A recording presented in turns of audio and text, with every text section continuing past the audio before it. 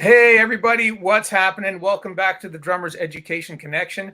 My name is Jeremy Steinkohler. I'm here with some very good friends today. Chip Ritter down in Arizona, Rick Stojak in Southern California. And unfortunately, we don't have our normal fourth person today, Bart Robley. He's moving today, so we wish him the best with his move. But I'm delighted to tell you that we have a very special guest who's become a friend of mine. Her name is Cara Wildman. Hey, Cara. Hey, how's it going? Hey, Cara. Yeah, happy to have you. Thanks so much for coming on. Cara is a bodhrán player and a percussionist. She's a multi-instrumentalist and a dancer. She lives in Texas. And I actually met Cara at the PASIC show a couple of years ago, maybe 4 years ago now. And Cara is an amazing bodhrán player. Can you hold up your drum to show people what a bodhrán is? And she endorses Metloaf drums. I believe that's a Metloaf drum that is her custom signature model, the Cara Wildman model. And Cara is she's performed with a variety of musical ensembles around the world, including the Carolina Crown Drum and Bugle Corps, Celtic Thunder, the Irish Memory Orchestra. She has multiple degrees in music and music education from Texas Christian University, and also a master's in Irish traditional music from the University of Limerick in Ireland. And most recently, Cara was the winner of the All Ireland Festival in the bodhrán category, senior bodhrán category, which is a pretty amazing thing because the people that compete at that festival are really world-class players. And Cara, are you the first American to win that award? I am.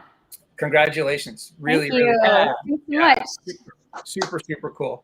So we're happy to have Cara on. Cara, tell us a little bit before we go into what got you on your path and everything, and tell us a little bit about the drum, because a lot of our audience are drum set players primarily, and you're the first guest we had on the show who's not a traditional drum set player. So that's really cool for us. We're going to learn a lot today.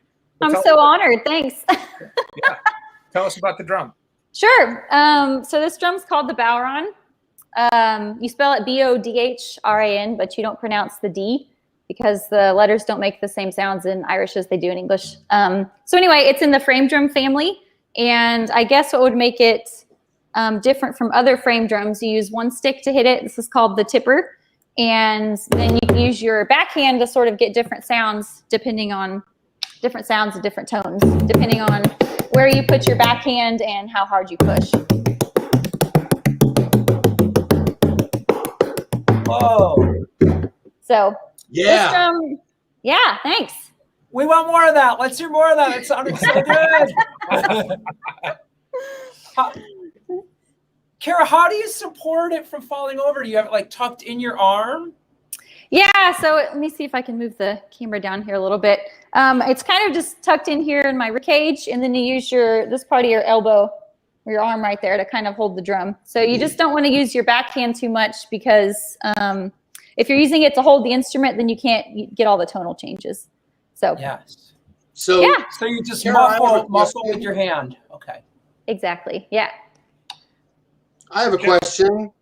What's up? Can you give us a brief Reader's Digest version of the history of a frame drum? How old are they? Where did they come from? And how did they get to where they are now? I'll be as brief as I can. Okay. No, I don't mean you to be brief. I'm just saying, like, I know it's a lot to ask. Yeah. Well, I mean, most cultures in the world have their own version of a frame drum. There's not really any written historical accounts as far as we know as to where this instrument came from. So there's a lot of different theories. The most commonly accepted one is that it would be used as a farming instrument. So if any of y'all are from farming families, whenever you're harvesting your grain, you eat the grain on the inside, but there's a part on the outside called the chaff that you don't want to eat. It's pretty like nasty and tough. So you need to get that apart from the actual seed before you can grind it up to make your flour or whatever you're making. So the theory is that they would go harvest their grain and then put a blanket or something down outside and beat it with a broom to separate the grain from the chaff, and then dump it into something like this and go outside on a windy day and toss it up in the air. And then the grains are heavier, so they would fall down and the chaff would blow away. So for a long time, it was used as a farming tool, and then taken off the wall maybe 1 or 2 days a year for something called the Wren Boys or St. Stephen's Day, or you might hear them called the Mummers. And basically, I'm not an expert on this tradition, so there's a lot of research out there if you want to know more. But the Reader's Digest version is they would go around the day after Christmas in these funny straw hats and really crazy costumes and play music and go around to all the different neighbors' houses and ask for money and use that either to throw a party or give to charity or things like that. So it's still common in some areas of Ireland today. But there's a great dancer named Edwina Guckian, and she's done some research and helping sort of revive the mumming tradition in Ireland. So check out her info if you want to know any more about that. Right on. Thank you. I that's what I mainly use my bodhrán for, is collecting cash. That's the goal, right? Yeah. Exactly. Yeah. 'Cause, on the drum set, you can't put it inside a tom-tom, right? So No. the get open back, and it's good for cash. So, So Cara, you said it's in the family of the frame drums. So can you elaborate a little bit more on that? Isn't a frame drum just any type of wooden? Well, you tell us what a frame drum is. I would say a frame drum is a wooden. Well, it doesn't have to be wooden, I don't think. Does that count? Does it need to be wooden? no. We'll say it's some kind of hoop made out of something that only has one head. Okay. So would a tambourine fit into that family? I would think so. Yeah. Yeah. And actually, since you brought that up, a lot of the really older style bodhráns actually had tambourine jingles on them. Oh, cool. Well, and there are versions of that are different instruments from around the world that do have jingles, like the Brazilian pandeiro or the Indian the rick or the So what was I going to say? I forget. I lost it. Anyways, so Cara, I know that that the way that instrument is played now is very different from the way it was played even 30 years ago. Can you talk a little bit about the evolution of the techniques and how it's changed over time recently? Yeah. And again, this will be very general, but all things considered, it's a relatively newer instrument. So for a long time and I'll try not to get too deep into the Irish history, but they were under British rule for a long time. And so there were a lot of things during those years that you were not allowed to do, like speak Irish or be Catholic or own property or all kinds of different things. So among that was playing traditional music or speaking the Irish language. And so it sort of became, if any of y'all are bluegrass fans, it sort of became sort of in that same category where people would say like, oh, you listen to bluegrass, like that must mean you're a hillbilly or uneducated or redneck, or it sort of became associated with that. So for a long time, people were not playing traditional music for various reasons. And there was a big folk music revival in the U.S. in, I think, the 60s. Don't quote me on that year. With the Clancy Brothers and things like that. And then that revival sort of spread into Ireland. So all that to say, like we talked about before, it was used as a farming tool for a long time, then maybe brought off the wall for St. Stephen's Day or whatever. There's a great musician named Sean O'Riordan who sort of brought the bodhrán into a more ensemble setting. And since then, it's changed a lot in the playing styles. So a lot of the older drums would be really big, like 18 inches.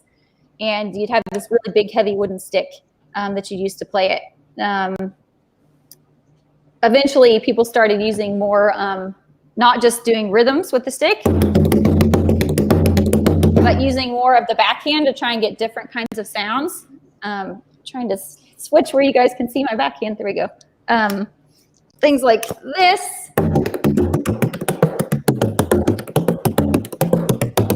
So as it was used more as an instrument and less as a farming tool, the drums got smaller. They used different kind of skins, maybe different sticks. This is sort of a hot rod type stick. I like it because it gets a good bass sound out of my drum. Or a blast rod, yeah. Yeah, so it's sort of gone both ways. As the players came up with new techniques that influenced how the drums were built. And as the drums changed, you know, with maybe heads that didn't change as much with the weather, or a smaller drum, you know, obviously you can get more control over the pitch that you want, influence the playing style. So it sort of went both ways. That was a long, circuitous question. I mean, answer to your question, Jeremy. That's a great answer. Yeah. I got another one. Yeah, what's up, Chip? Well, it's not a question. I just wanted to add this to the show. The American folk music revival began during the 1940s, but peaked in popularity in the mid-60s. Perfect. According to Wikipedia. Thank you. They know everything, don't they? So you're suggesting, Chip, are you suggesting that those two things were connected? What was happening here and what was going on in Ireland too? I think so. Mm-hmm. I think so. It looks like it. I don't know. I mean, she's the expert on this. I'm just a newbie to the whole concept of this frame drum thing. I think it's fascinating. But my question, if I got to ask another question, would be, how did you come up with James Brown Music for Cats? and who's the other woman playing the frame drum, the bodhrán? Yes. Her name is Amy Richter. She's a great player up in Milwaukee. So there's a really big Irish festival up there every August, and they have a summer school that goes with it where you can go take classes for the week before on bodhrán or fiddle or all kinds of different options. It's usually held in person, but it was virtual this year because of everything going on. So yeah, I was teaching the advanced class this year. Amy was teaching beginner, and they asked us to sort of put together a duet, and that's what we came up with. So nice. Well, everybody is encouraged who's watching right now to look up Cara Wildman and go to the YouTube page and subscribe, because there's a bunch of fun videos on there. And you've got people playing violins. I mean, just a wide range of videos on there. It's very eclectic looking. I love the page. Thanks for checking it out. Cara, one of the things about this instrument that I fell in love with, and I'll tell my story just super briefly. I first went to Ireland in 1991 when I was studying abroad, when I was in college, and I happened upon this bodhrán player. I'll tell this story another time, but I spilled a bunch of drinks all over the musicians. That's how it got started. And yeah, I'll say that one for another time. But anyways, I went and bought a bodhrán from this guy, and at the time, you know, it was like an 18-inch drum, like you were talking about, and mostly the way it was being played was pretty much rhythmic support, really quiet and muted. And then, you know, like I said, and you said, over the last, whatever, 30 years, the way that the drum is played has really evolved a lot. And one of the things that I love about this so much is that, you know, you think like a drum is a drum, and there's sort of the way that it's played, and then that's the way that it's taught, and then everybody plays in sort of the same tradition and maybe puts a little bit of their own spin on things. But, you know, a conga drum is a conga drum, and that's the way it's played, and this is the tradition. But this drum, to me, is really remarkable in how much it's evolved, so quickly. And all the time you see people playing this instrument in ways that are different and new, and you know, breaking new territory, right? Or whatever, traversing new territory. I guess my question is, like, how has your playing been influenced by other players, and you know, thinking of the drum more as a melodic instrument than just a rhythmic instrument? You know, how has that come around for you, or like how do you think of the instrument in that regard? Do you think of it as a rhythmic support? Do you think of it as a melodic instrument, or somewhere in between? I'd say both. And actually, that's a great segue into me promoting my clinic at the Percussive Arts Society convention this year, because that's exactly what I'm going to be talking about. So if any of y'all are going to be in Indy in November, I'm basically going to take an hour and talk about how I would figure out how to play, what to play to a tune, because that was honestly one of the biggest challenges for me to overcome, switching to, or I won't say switching, adding traditional music to my life. I think probably most of if there's a lot of drum set players on here, you guys will be able to relate to this and maybe adapt quicker than I did. But coming from, you know, I grew up in Texas, so marching band's really big here. I marched 2 summers of drum corps, lots of percussion ensemble. but short story being all the music is written and given to you.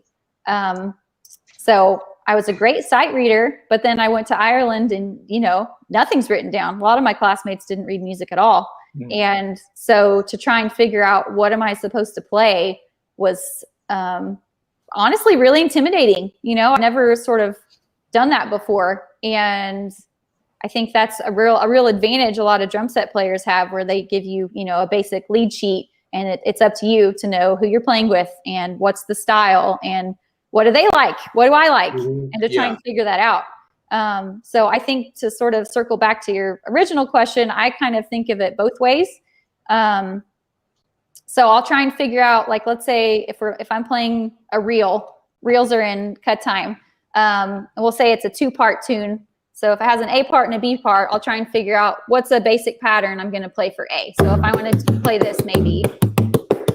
And then for B, I want to change to a different basic pattern. But within that, you're trying to figure out, okay, is this melody player, maybe they're going to do a roll on that beat, so I'm going to match that. Or maybe there's a guitar player, if I'm playing with them, maybe they're going to change chords on change chords there. So I want to try and, within my basic pattern, sort of listen to what's going on and fill that out. Wow, that's deep.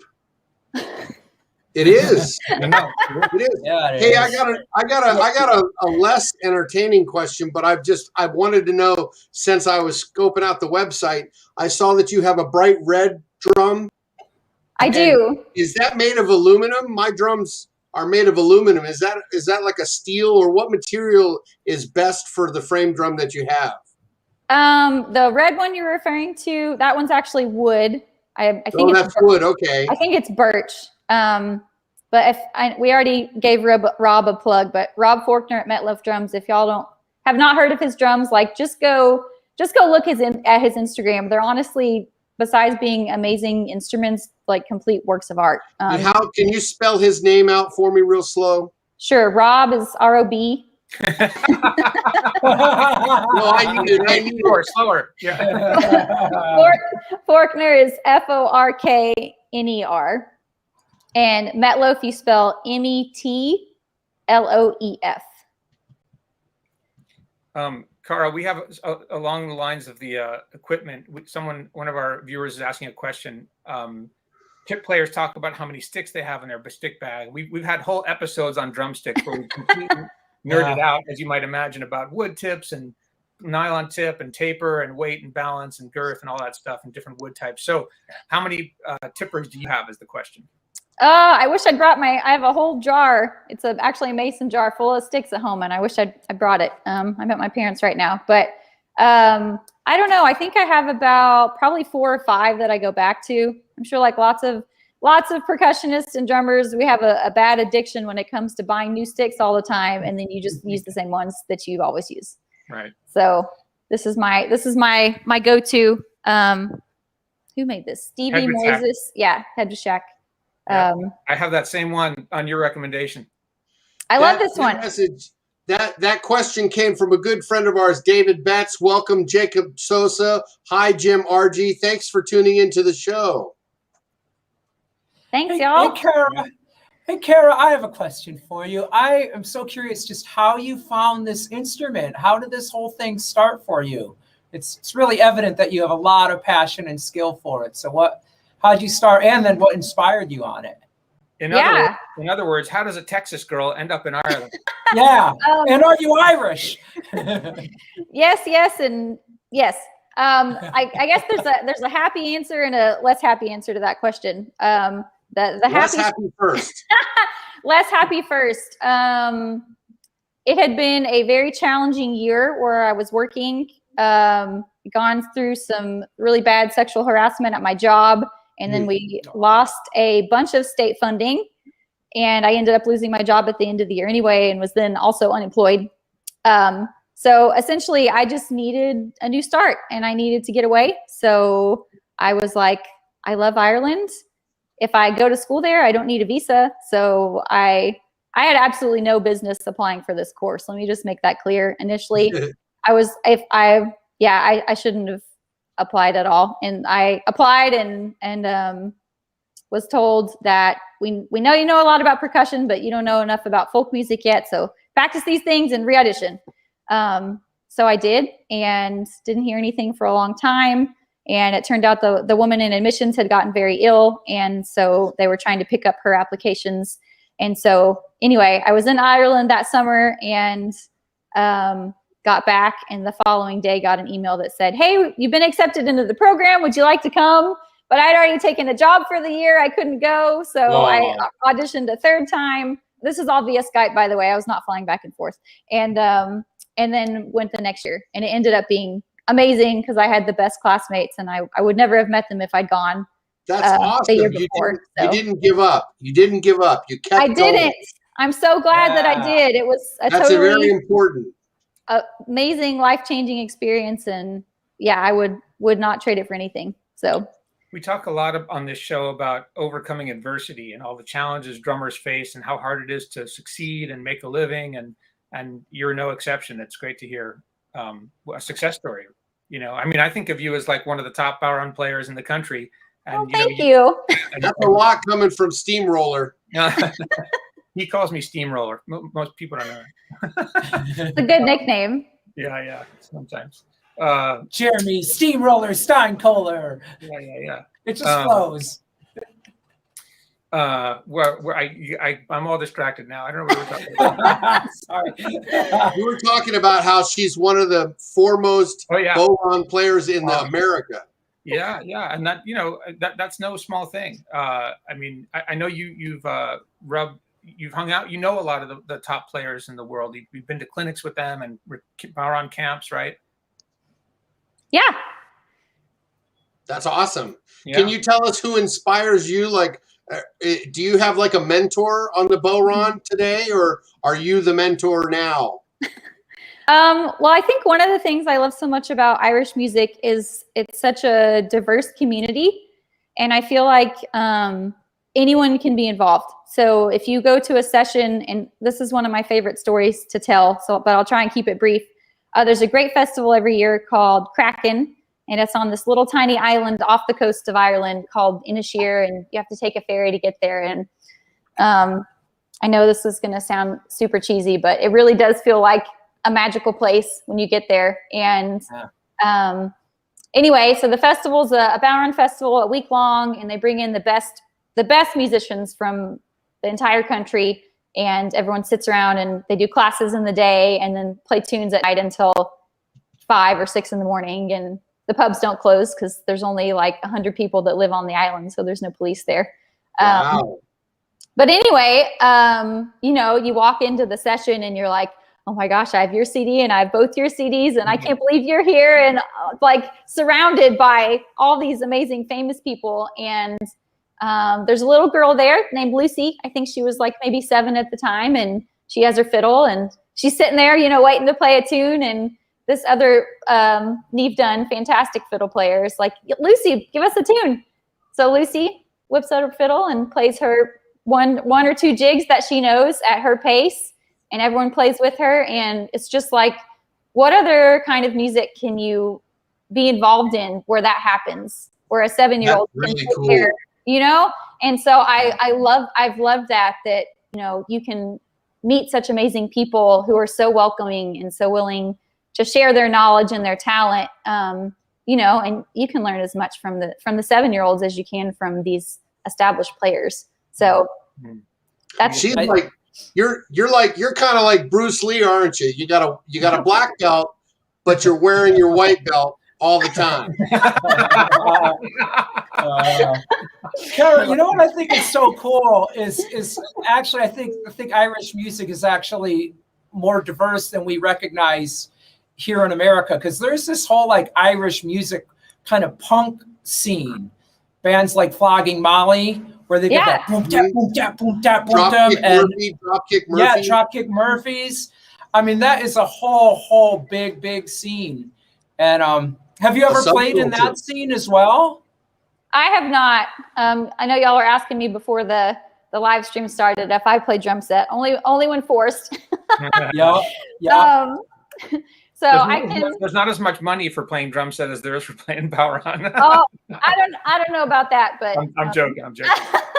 You just can't. There's no cash, you know. So no, yes, that's it. No, I haven't delved much into that world, but yeah, there's a lot of that and a lot of diversity. So for sure, it's really cool. Because I just hear the intensity of the playing when you play it, and you just hear this. It just kind of reminds me of double kick. You know what it reminds me of, Rick, reminds me of drum corps for some reason. I get a lot of I keep coming back to James Brown for Cats, but there's some drum corps inspired rhythms in there that just really sounds a little bit like marching to me. What's interesting, Cara, I have to ask you, we had a guest on last week, and we talked about some real almost spiritual angles with that guest. And I want to know, have you ever heard of the book Effortless Mastery by Kenny Werner? I have not, but it sounds fascinating. That's a book. Okay. Yeah. I'll send you a link. It's a great book. But that leads me to my next question, which was, when I play drums and I'm doing my drum set thing and I feel like I'm in the zone, so to speak, I have some things that I do to prepare to warm up before a live performance that helps me get into that zone, if you will. Do you have a set specific thing or warm up ritual that you go into that you prepare yourself for a live show? I wouldn't say ritual so much. I mean, I just or like a habit. Yeah. I mean, I just try and play a little bit and get my hands warmed up. Do some stretches. I had some trouble with this shoulder. Actually, that's common with a lot of bodhrán players. If you use your backhand a lot, just from doing all the pitch changes and stuff. So I really try and make sure and stretch out the shoulder really well before I play. But besides that, just make sure my set list is in order and I've got all the sticks I need and all my sound stuff is fine. I know that's not a very interesting answer to what you said. No. It's a great answer. And I'm just thinking, if I was going to do a performance at PASIC, I would probably be a little nervous about that. And that brings me to another question, stage fright. Have you had stage fright before? And what did you do to overcome that? Irish whiskey. Actually, that's part of it.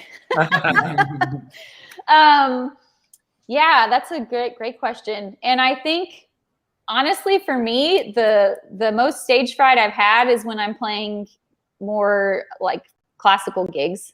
And I don't know why that is. I have some theories. I mean, I think part of it is it just seems more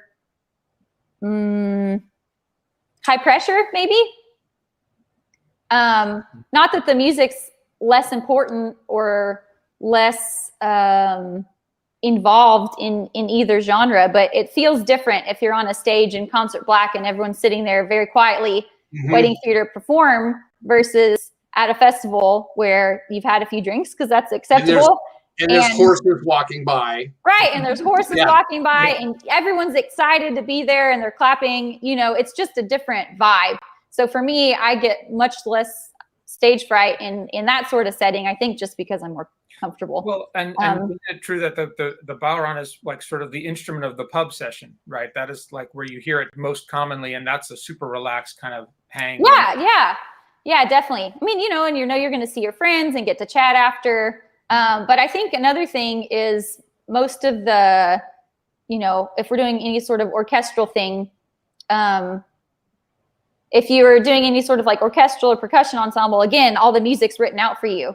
If I'm going to any kind of trad gig, I'm rarely going to use music. So I think that's just one less barrier to have to worry about if most of your material is sort of memorized. Yeah. I mean, that brings up something I wanted to come back to when you guys were talking earlier. Rick was talking about hearing the that heavy Irish punk sound. Chip was talking about the double bass. For me, one of the things that I hear and recognize in that music is jazz, because you're improvising when you're playing, right? Yes. There's a tune, there's a melody, and there's no soloists per se, but like what you're doing as a drummer isn't all that different from what a jazz drummer does in terms of comping and punctuating the melody and deciding the ornament and exactly. Yeah, it's very similar. Guys, Hey guys, Jacob Sosa has a question. What was the material you were given when the school said you needed to learn folk music? Yeah, great question, Jacob. They didn't really assign anything. So, and this is similar, I guess, in the same way for any of the performances we did while I was in Limerick, or even some of the competitions I've done. They'll say maybe pick 4 varying tune types, and that's all the direction they will give you. So you might play a jig, a polka, a reel, and a hornpipe. And we can, I don't know how deep y'all want to go into that. I can talk about more what those mean later if anyone's interested. But yeah, it wasn't really assigned. And I just used some recordings that I had. I can't even remember what I played for that audition, but yeah, any questions that our viewers have that they did not get answered could probably get answered if they book a lesson with Cara through her website, carawildman.com. Yeah. And I can tell you, I've taken a lesson with Cara, and she is a phenomenal educator, a great teacher. So I highly recommend it if you're interested in Irish music or bodhrán in the least. I'll put a link in the comments to her website. Worth your time. Thanks, y'all. Thanks. Yeah. I did want to, this is not a question, but I wanted to come back, Chip, to something that you said earlier about hearing marching stuff in my playing, because I honestly think I use my backhand a lot more than a lot of players. And I honestly think that's from growing up playing years and years in front ensemble and hearing marching bass lines behind me. So I really think that, and then listening, my dad plays Western swing. He's a guitar player. So I think hearing those kind of like walking bass lines that he played really influence my playing a lot as well. So you're doing a paradiddle on the bodhrán? Like Can the first I? person to do that? Yeah, I want to hear a paradiddle on it. It's a paradiddle. There it is. Nice. Cara, so this is getting a little bit in the weeds, and it's my own thing because Let's go, dude. Go to the weeds. All right, we're going deep. We're going deep. Put it on your snorkels. Can you talk about the carry style versus the top end style? A little bit. I don't really play either style. I kind of use. I thought you played top end. I'm doing sort of a hybrid. Yeah. So explain what I'm even talking about. What am Sure. So generally, and none of this is, I mean, I guess I'd say similar to drum set, although I think maybe drum sets maybe a little more standardized than bodhrán. Y'all can correct me if I'm wrong. But there's not really a right or a wrong way or a standardized way of anything about this instrument. Things are becoming more common, but there's not a written notation system. I actually, if you're interested in that, you should go on my Facebook. There's a post, or Instagram, somewhere back in the weeds. I've been collecting different bodhrán players' notation styles and took pictures of it and just posted different ones. And it was really interesting to me to see how everyone wrote down their playing. But in general, if you hear people talk about the Kerry style of playing, Kerry's one of the counties in Southwest Ireland. They would use sort of a bigger wooden stick that has kind of like these knobs on the end, and hold the stick in the middle, and would do lots and lots of ornamentation. Lots and lots of things like that. Top end playing, I believe, was started more in the northern part of Ireland, and they use a much longer, thinner stick, and you only use one end of the stick. So you just hold up here, and then any ornaments you want to play, you would only use one end. So let me go back to the Kerry style for a second. I don't know if y'all could see that before, but in that style of playing, I'm using both ends of the stick to get a roll or a triplet. So you just sort of play it down and then overextend the top so that the top of the stick hits, and that's how you get the roll. So that would be Kerry style. For single-ended, you're just using one end of the stick. I play sort of a hybrid style, so I'm holding about 2/3 of the way up, which lets me do both kinds of ornaments. I can play or single-ended.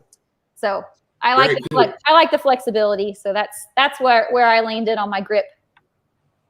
Can you tell us about your album, Cara? How did that come about, and where did you record it? And give us the. Yeah, it's really short. It's only 5 tracks. I just wanted to get something out there for people to listen to my playing, hopefully, if they want to. Right on. And I have a great friend up here in North Texas named Gordon McLeod, and he has a studio. He's a fantastic fiddle player, and I really appreciate him. Besides being a great recording person and editor, he's really, really good at telling you, like, yeah, that's enough takes. You're overthinking this. You don't need to do any more. Or Right. we need some more. That wasn't going to work or whatever. He produced it? He did, yeah. I'm trying to remember. That was quite a while ago when we recorded that. And I'm not being facetious, but people can get your album on your website or iTunes as well. Right now, I only have hard copies, which are CDs. Hard copies. Okay. Nobody has CDs anymore. What's a CD? Yeah, right. I need to get it put up on Bandcamp. But if you want a copy and you don't have a CD player, just email me and I'll send you the tracks. Well, in the Drummers Education Connection, we have been founded on our spirit of camaraderie and sharing information. If there's anything, any of the three of us or four with Bart not here, anything we can do to help you with any of that, message us. Let us know. Yeah, thank you. Appreciate it. Yeah. Hey, Cara, what's the gig scene like for the bodhrán? You know, we're drum set players, so bands call us. So how does that work for you? Yeah. For me, I'd say, well, obviously the sessions are important here. Just for our listeners, if maybe you've never been to a session, basically it's just like a jam session. So usually held in a pub or sometimes people's homes, and people will just come and play tunes. So you might have fiddle players, banjo, accordion, flute, whistle, sometimes pipes, guitar players, maybe bodhrán. So those aren't usually paid unless, you know, there might be a session leader or two and they would get paid, and then everyone else just attends and you hang out with your pals, play some tunes and have some pints. We do have here some paid sessions on Sundays, which are a group of invited players, and there's sort of like a pool, and they would pick usually 4 people each time, and you play with them, and that's a paid session for us. Besides that, I've done a lot of clinics around, playing at festivals, teaching at festivals. I'm actually really excited about this. I got a call last week from Joni Madden to do a gig with her in Mexico City at the end of this month. So that'll be pretty fun. Cool. Congrats. Thank you. So that's really cool. It's a jam session. Go ahead, Chip. I'm sorry. I was just curious, what city is your lessons are you teaching in? Are you teaching in person lessons now? And do you do that at a facility or something? I'm about an hour north of Dallas, so I teach at a couple schools in the area. Those are in person. Okay. Mostly percussion. For my bodhrán. Sorry, go ahead.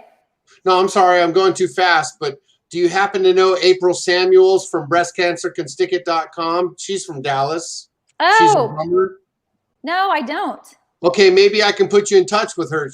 I'm sure she'd love to have you featured at one of her events. It'd be really cool. Yeah, that would be great. That would be great. Sorry, Rick, I jumped over your question. That's okay, Chip. So Cara, I just find the jam session kind of gigs just really fascinating. So is that more like there's a leader and then they're going to call people in to get the jam session, or is there like a promoter, like we're going to put on a jam session event?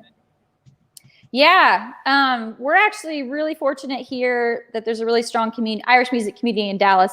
I know you're probably shocked to hear that, but cool. We have a lot of really good sessions. So there's one in Arlington, there's one in McKinney. That would be my local one these days.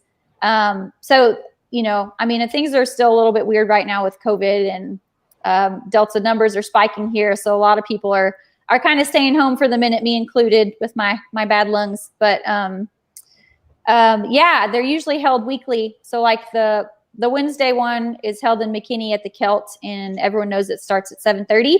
And we have 2 session leaders, regular session leaders, who are there kind of just to, you know, number 1, make sure somebody's there. But number 2, help any new people feel welcome. And most of the people that go are there pretty regularly. So we don't have to explain a lot of like, okay, here's the session etiquette, and this person is an established player, so they should start more tune sets than you should because you just got here and you've only been playing your instrument for like 2 days. Right? So there's a lot of sort of unspoken rules that go into the session etiquette sort of thing, but that's a question for another day. Yeah. Cara, for those of our listeners and us who don't know how the session typically works, talk a little bit more about that. Aside from the mechanics of who's leading and who's coming, the tunes and the sets and how people will start tunes without even calling them out loud, and everyone gets to know. Yeah, tell us about that. Yeah, so there's millions and millions of tunes, and for anyone who's interested, there's a great website called thesession.org. And basically, like I said before, most of this music is not, you wouldn't go into the pub with your sheet music. You'd already have the tunes in your head. But if there's a tune that you want to learn and you're someone who learns better through your eyeballs, check on thesession.org because they have most tunes that you would want to know will be on there, and they'll have different versions of it. And it'll say, this tune was played by this person and recorded with this person, or maybe played with these tunes. Chip, you look like you want to say something. I'm asking what would be a good name to search for a tune? What would be a name of a popular tune? I want to hear the rest of her answer first, if you don't mind. I'm sorry. Okay, sorry. So back to the session. Save that thought, Chip. We'll come back to it. So basically, you just play with whoever's there, and it's not a performance per se. It's more just for the musician's own enjoyment. And so you probably see a variety of traditional instruments. I talked a little bit about those before, and depending on, who's there, we'll say, I'll always use my friend Margaret as an example. She's a great fiddle player who left me and moved to California. I'm so sad. Margaret, but she's a fantastic musician, and we play together every chance we get. But let's say if it was Margaret's turn to start a set, she would just start playing her tune, and everyone there, if they knew the tune, they would join in and start playing once they figured out what it was. If they didn't, they might, chat with their friend or go to the bar and get a pint. Or if they really like the tune, everyone used to do this with tape recorders, but now it's with their iPhone. You can put on the voice memo and stick your phone on the table so you can have a recording of the tune for later to learn at home. And so Margaret will play maybe 3 times or 4 times or whatever she feels like. And then when she gets to the end of the tune, she's going to go straight into another tune. So you rarely would just play one by itself. You're always going to do them in a string of 3 or 4 or 5 or however many you want to do. So when she gets to the end of the first tune, she's going to either put her foot in the air or kind of give a nod, or the word everyone says is hup, H-U-P. And that means, hey, we're changing tunes. And so then everyone knows at the end of the B part, or at the end of the tune, they're going to stop. Margaret's going to go straight into the next tune and then repeat until the set is finished. And there are typical songs that are often played in sets together, like, oh, this one is often followed by this one, often followed by that one. Not really. That's pretty dependent on where you are and what tunes you know. So there's a whole sort of list of tunes that would be common anywhere in the world, like the Silver Spear. Any session you go to anywhere in the world, they're probably going to know the Silver Spear. But like, I went and visited Chicago, I think last April, and even the sets they were playing in that session, there were tons of tunes that I'd never heard before. So it really, really depends on where you are, what's popular, and what the players there like to play, depending on. When you come across a tune that you've never heard before, do you keep playing with it because you can kind of get by, faking it, or do you drop out and listen? It depends. I mean, if it's, that depends.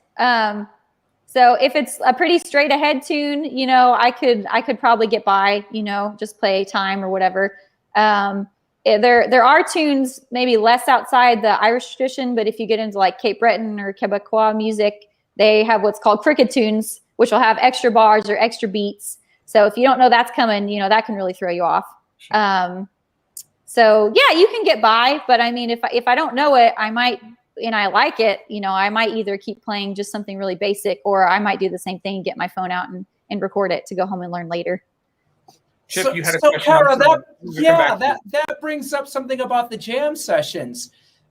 Can you have 2 bodhrán players at the same time, or are there other instruments, percussion instruments that blend with this? The general rule is one bodhrán player at a time. Okay. Just because it can get kind of messy, you know. Yeah. Even if the timing's off even a little bit, or if you're playing conflicting patterns, you know, that's just not good. Except for the Grateful Dead, they had 2 bodhrán players at the same time. If it's someone that I've played with a lot and I know our playing styles complement each other, then, you know, that would be okay if we both agreed on it or whatever. But if I went into a new session where I didn't know the other bodhrán player, like, definitely not. I would not do that unless they said, "Hey, would you like to play with me?" Just because it's kind of disrespectful, but you know, not that it never happens, but you want to make sure that that's okay with not only the other bodhrán player, but the rest of the melody players as well. So are there other traditional instruments that could blend that would work with what you do? Percussion wise, you might hear spoons sometimes. I'm not a great spoons player. Bones are also popular. I can't play bones at all. You will see people try and come into a session with like a djembe. Don't do that, please. Don't do that. No, it's not a traditional instrument. Neither is cajon. Like, just no, X on that. You know, if it's your own band and you've worked that out with your other musicians, like, that's different. But in general, I would say, like, no, don't bring that to the session. I went to a session once where a lady brought in those frogs that are like almost like heroes, but not really. Yeah. She brought that in, and it was not very pleasant. So Jeremy's got some bones right there, right? Oh, nice. Sir, okay, so can I ask my question? Yes, please, Chip. Okay. Wait, I gotta show everybody Froggy. Yeah, you're not allowed to the Sorry, session. Froggy, you can't go to the gig. You're not going to the gig. Froggy wanted to go to Texas, but sorry, Froggy. No frogs. No frogs in the jam session. Lay it on us, Chip. My question is, I guess, is an observation, not so much a question, but what's your take on this? Like, if I'm brand new to your instrument and I'm watching this video, I'm pointed to the session.org website to search tunes, but this is something that you need to research as far as traditional Irish music, because otherwise it's like jazz, which is, if you don't know about jazz, you've never heard of the fake book, you've never heard of the real book. So do you have another website maybe that we can send a younger audience to learn about the style in general, like to educate me on the instrument? Is there a way that I can, because I don't know a name of a tune to search for. Right. I don't know that there's a website. I have some albums I could recommend, which I don't, it's a very long list that I don't have with me right now. Can you give me a top, if you had to pick one right now, what would you pick? An album? If you want like straight up trad, I would say check out like the Chieftains would be a great place to start, or the Bothy Band is really good. That's classic. The Chieftains, lots of stuff there for the Chieftains. Now that you're asking me, everything's leaking out of my brain. Talk to us. Yeah, I'd say maybe start with those two, and I'm happy to send you guys. I have a whole PDF at home of suggested listening that I can send that if y'all want to share, of just places to start. But we can share that in our connection later. Yes. Yeah, but I mean, it's similar, like you said, to jazz. You can have big band to swing to bebop. Like within that means a lot within jazz, or even if you want to say Latin, which I hate that, or Celtic, which I also hate that term. But depending on what kind of, people have to use labels to describe, because otherwise we can't really be guided. Right. So within that, there's a whole lot of subcategories, and we'll definitely send you guys some albums of things to get you started. And are there big shout out to Jim Royal watching. Jim Royal said, "Welcome, welcome, welcome." Thanks, Jim. Thanks for watching. Well, shoot, what was my question? Oh, do you hear the bodhrán being played in styles of music other than Irish music, traditional Irish music? Not that I can think of off the top of my head. I'm sure there are. Do you ever hear it in bluegrass? Honestly, not really. Seems like it would fit there though pretty well. I know it does. No, I wouldn't. Not that I can think of. I mean, can you think of any? I mean, I've heard it. I could think of 1,000 styles that I think it would just sound so cool in. Yeah. You know, I'm so still many trying rock to get- styles. I'm still Amazing trying to get Spoon Man from Soundgarden out of my head. Cara, so I imagine that these jam sessions turn into big dance parties too. Like dancing has got to be a big part of it. So do people like when they do dance to it? Are they sticking with the traditional dances, or can people just kind of rock out with it, or is it a little of it all? Yeah, I'd say a little bit all. If you're at a festival, you definitely see people just enjoying themselves and going after it out there. You know, like at the pub, if we'll sometimes have Irish like step dancers or Sean-Nós dancers that will come, which is always nice. All this music was originally intended for dancing anyway. Right. So the whole idea of like going to an Irish music concert or just sitting and listening to Irish music is really kind of a new sort of thing. Because in the past it would have been, you know, the end of a long day at work and your neighbor will pull the fiddle off the wall and the neighbors will come over and dance. So yeah, and we actually, not right now again with COVID, but we have a ceilidh, which is kind of like Irish version of square dancing, for lack of a better description. So you'd have couples and specific sets. So there'd be a caller that would tell you, you know, what to do around the house, you know, whatever. I don't know. I haven't done a lot of ceilidh dancing, so I can't elaborate on that a lot. But yeah, dancing is a big part of it for sure. That's the commonality that we all have. You know, what we're about as drummers is trying to get people to dance, no matter what the dance is. Yes. Yep. If they don't want to dance, that's a problem. That's a problem. Do you feel that your experience as a dancer has helped your rhythmic ability on the instrument, or vice versa? Good question. Yeah. I don't know. Because I can't dance, but I like to think I can dance. He can make people dance really good though. But I can help. I can tap into that rhythm, you know, like a good drummer, feeling the beat and really vibing with the bass player. And I can imagine during one of your sessions that here's my last question for you. And what was your favorite all-time festival to attend? Oh man. You got to pick only one. Oh, only one? I don't know. Well, what stands out in your mind as one of your favorite experiences with this? I guess I'd have to say Kraken. Okay. I'll spell that word for you because it looks nothing like it sounds. In case no, I anyone searched wants it already. to go. I found it. You already found it? Okay. I thought I found it. CRAICEANN. Yeah, that you got it. Yeah. So if any of y'all want to go, I mean, it's just amazing. The island's beautiful. Even if you didn't want to go and take classes and just spend a week and bike on the island and go swimming and go to the sessions at night. I mean, it's just so much fun. And you see people every year that, you know, you haven't seen them until for maybe the whole year prior. And then that sounds like everyone to me. Oh, it's great. And everyone waits there at the ferry for you when the ferry arrives. And, you know, no matter how late you stayed up the night before, everyone will get up in the morning and see off that early morning ferry and then go back to bed for class. Wow. But it's just amazing experience all around. So I would highly recommend it. Awesome. Thank you so much for being on our show. This is one of the best episodes. Well, thanks so much for having me. It's a real treat. Yeah, it's our pleasure, Cara. Thank you so much, Cara. One more time, what's your website for people who want to find out more about your music? It's www.carawildman.com. And I'm on Facebook and Instagram and YouTube as well. Oh, someone just said, I can't tell who that is. Is that Jim Royal who said Cara needs to present at PASIC? Guess what?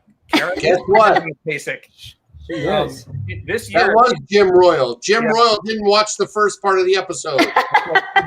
Jim, the PASIC where you and I met is the PASIC where Cara and I met. And she was doing a bodhrán clinic. And it was at the same time as like some other thing that I had to be at. It was like a Sabian or a Vic Firth thing that I had to go to. And I came into to Cara's thing at the end and I'd missed it. And I was like, oh, and I pulled her aside at the end. Do you remember this?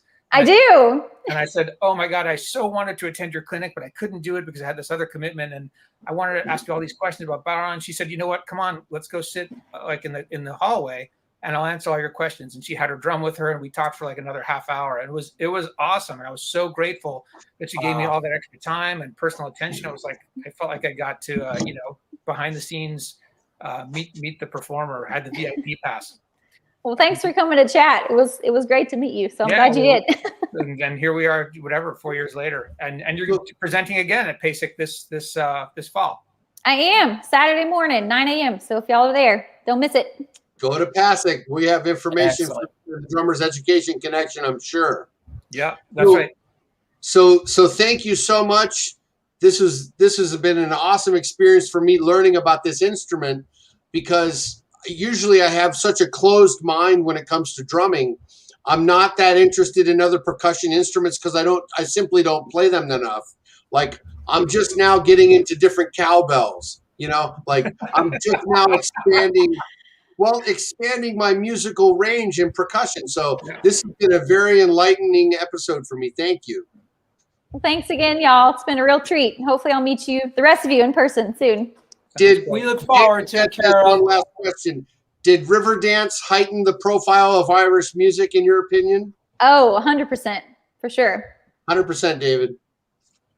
There you go. All right, Sarah, thanks again for coming on. We'll see you soon. Hopefully I'll see you at PASIC if I make it. Yeah, sounds great. Thanks, y'all. Thanks for joining us, Cara. Next week, who's our guest next week, Chip? Next week, our guest is Brian Cupp from Tulsa, the A&R rep for Agner Drumsticks. This is a Chip Ritter juggle pack, by the way. Mm-hmm. And he's also one of the premier teachers, educators in the area. We're going to have lots to talk about with Peisty cymbals and Agner drumsticks. So come on and get tuned in next week on the 14th. All right, guys. Have a good week. Thank you, Cara. Thanks. See y'all.